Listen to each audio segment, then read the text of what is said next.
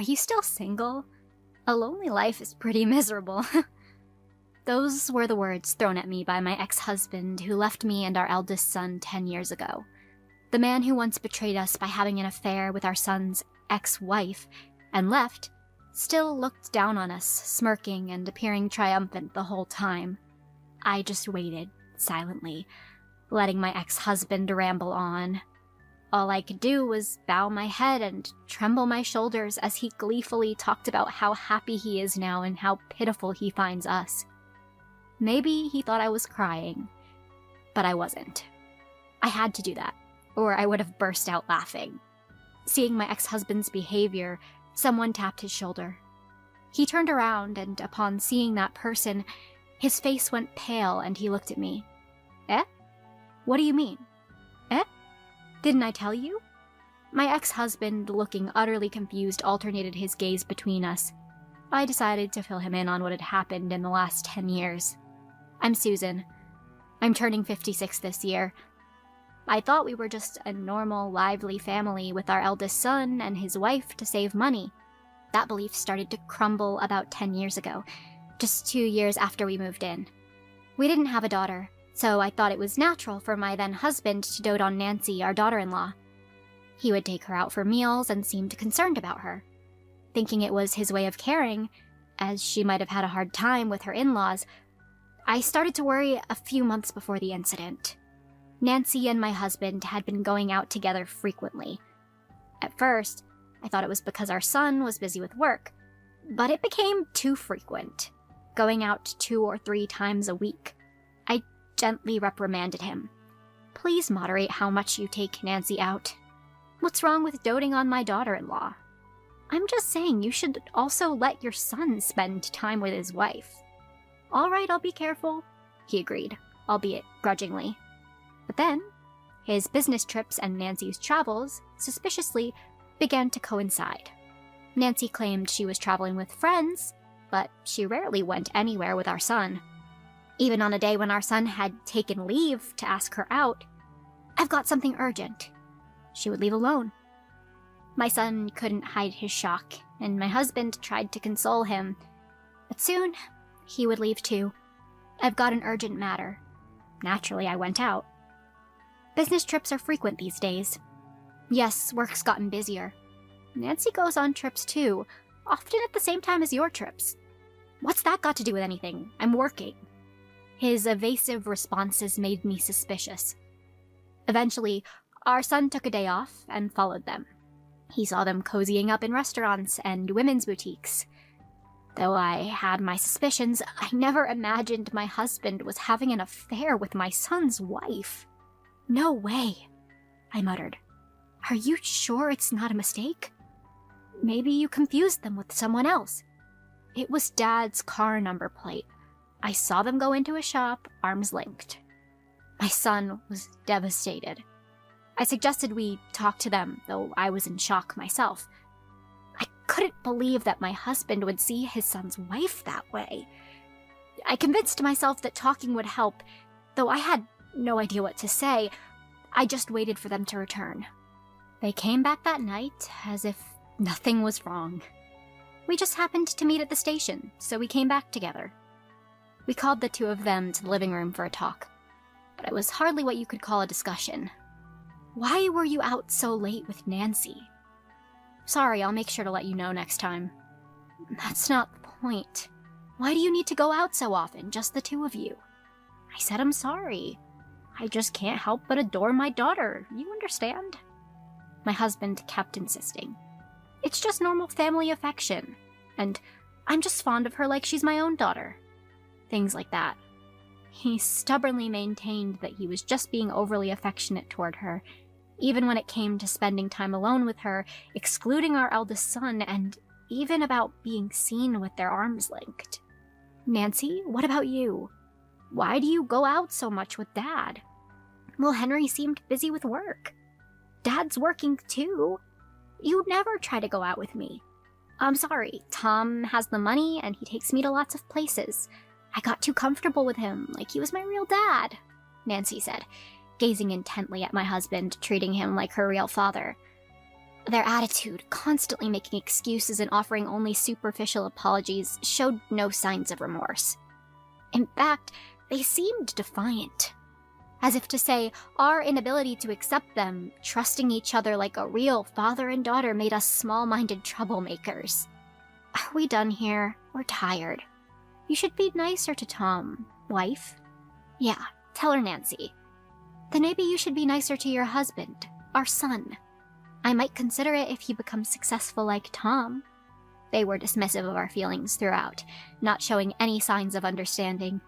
We had no choice but to propose a new discussion for the next day and retire to our bedrooms. The incident happened the next day. What is this? The next morning, I found a letter and a filled-out divorce application on the living room table. Written in my husband's familiar handwriting, the lengthy letter was filled with inconceivable things. I struggled to believe that it was written by him. I've been attracted to Nancy since my son brought her home.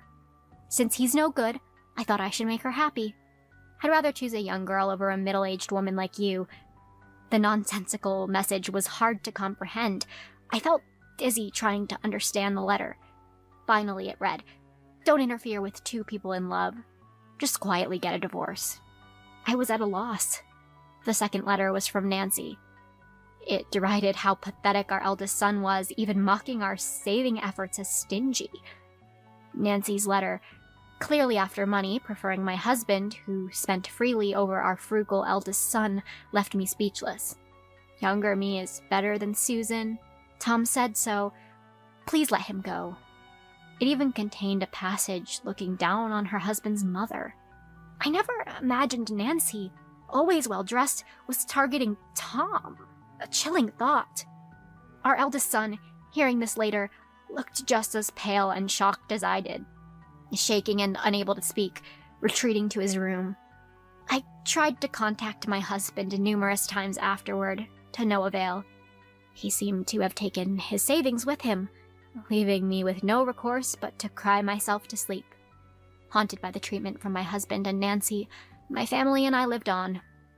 Our turning point came 10 years later, at a certain steakhouse. I had some business and found myself at a high-end steakhouse that day. I planned to have a late lunch there. While relaxing in the calm atmosphere of the restaurant, I heard a voice I could never forget from behind me. Turning around, I saw my ex-husband, who had once eloped with Nancy. He was in a somewhat shabby suit, speaking loudly with the owner, his voice echoing through the restaurant. I thought about confronting him, but before I could, he noticed me and approached. "What are you doing here?" Seeing me sitting alone at a table, he smirked and took a seat opposite me. After scrutinizing my clothes and noticing the lack of ring on my left hand, he started talking with a triumphant look. "You not filing the divorce papers right away made things difficult for us. I'm sorry about that." "Well, a middle-aged woman like you won't get married again." My ex-husband kept talking, showing off the ring on his finger, and bragging about how happy he had been with Nancy, even though I hadn't asked. He exaggeratedly pitied the miserable lives he assumed my son and I were living. "You're still single? A lonely life is miserable." I remained silent, looking down the entire time. I felt like I might burst into laughter otherwise. But my ex, misunderstanding my silence, said something absurd. "Well, if you beg, I might consider getting back with you." "What?" "When you do, serve me sincerely, I'll make you a caretaker for me and Nancy. Be grateful that I'm willing to take in a middle-aged woman like you." Talk in your sleep. His nonsensical remarks hadn't changed, and I couldn't help but respond. He seemed shocked, thinking I would be grateful and apologize. Seeing his foolish expression, someone tapped his shoulder from behind. "What do you want with my wife?" "Eh? The owner." "Wife? What do you mean?" "Didn't I tell you?" I took the hand of the steakhouse owner who had walked up beside me. My ex-husband, confused, looked back and forth between the owner and me. I decided to tell him about the past 10 years. After the incident, my son was utterly disheartened. Worried about his listless state, his boss took him to a steakhouse one day. There, he became friendly with a woman. She had also been abandoned by her husband and found solace in their shared experiences, gradually bringing my son back to life. After many meetings and conversations, My son thought she and I would get along, so he brought me here. That's how I hit it off with the owner here. He's been very kind to me. What? You weren't stalling with the divorce papers because you were still hung up on me? Not at all. I just didn't want to do things your way. I was astounded at his self-serving interpretation. Correcting his misunderstanding, I told him why I was about to laugh earlier. You were calling us miserable, but aren't you truly the miserable one? What do you mean? I know. You've been constantly complaining to the owner here about Nancy. Hearing this, my ex-husband's face turned pale. Yes, I had heard about the talks my frequent visitor ex-husband had with the owner complaining about Nancy. The owner was outraged by his unreasonable stories. At the same time, he realized that those stories were about me and discreetly told me, "Your current wife is young and reckless with money, isn't she? Yet you can still afford to come to this steakhouse. You're just pretending, aren't you? It doesn't suit you." Realizing he had been sharing embarrassing stories with someone who knew everything, my ex-husband's face turned from pale to red as he looked down. But I felt no sympathy for him now. This man could still throw words like lonely and miserable at me, whom he believes he made unhappy. Remembering the hurt look on my son's face back then, I glared at my ex-husband. "What about the ring? You're not wearing one." "I have it. I just took it off because it gets in the way of work." Saying so, I pulled out a ring from my bag and slipped it onto my left ring finger. The owner, also unable to wear his ring during work, had purposefully put on our matching rings and come to the restaurant. Seeing this, my ex-husband seemed to shrink, his shoulders hunched. "I was wrong. I just want to talk to you one more time." "Talk with someone who still looks down on me as lonely and miserable? What will we talk about?" "Please, I was wrong. Forgive me." "Then bring some compensation for the divorce first. We can talk after that." Knowing how much he had complained to the owner, I was well aware of my ex-husband's financial troubles, but that was not our doing. He acted as he pleased and now faced the consequences. I had no reason to involve myself in his troubles. I decided to confront him with reality. "Don't bother us any longer today. It's an important day. I don't want anything to do with you ever again." "Huh? Why is it important?" I hadn't come to the steakhouse today to beat down my ex-husband I unexpectedly encountered. I had important business. Ignoring my puzzled ex-husband, I turned toward the sound of the door opening. "Mom, sorry. Did I keep you waiting? I apologize for being late. Work held me up." "It's okay, don't worry." I smiled and greeted the two who appeared. It was my son, neatly dressed in a suit, and the kind, beautiful woman he had become close to. Much more gentle than Nancy, to whom my ex-husband was visibly shocked. Noticing his father, my son was startled, but stood protectively in front of her. My ex-husband, disregarding their attitude, began to act arrogantly towards my son. "Found yourself a fine woman? Like father, like son. Who might you be?" "What? Talking to your own father like that?" "My dad is only this owner here." My son, now resolute, confronted my ex-husband. Unhappy with his attitude, my ex-husband tried to assert his paternal rights, but no one here was on his side. Everyone looked at him coldly as my son spoke further. "I don't know a man who elopes with his son's wife." I was wrong. I'll give Nancy back to you." "Give back? A woman who chose her husband's father over her husband and made herself unhappy? Don't say that. We were a family. Let's start over." "That's impossible. You said you had to make her happy because your son was no good. Do as you please and never involve us again." My son echoed the words my ex-husband had once written in a letter back to him. My ex-husband, flustered and trying to save face, couldn't erase the events of 10 years ago. Fed up with his persistent behavior, I delivered the final blow. "Today is the day we meet her parents. Could you please leave us alone?" At my cold words, his face turned bright red, and he seemed unable to say anything more. Having no place left, he finally turned towards the exit, just as Nancy appeared. "Why are you here eating steak alone? I want some too." Nancy, whom I hadn't seen in a long time, had changed even more than my ex-husband. It seemed he had spoiled her considerably. Her once youthful skin marred by her diet, looked older than her actual age.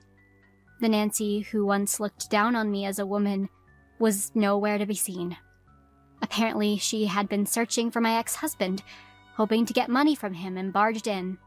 Noticing us only after causing a scene and being reprimanded by the owner, Nancy approached the woman beside my son with a rude attitude. Huh?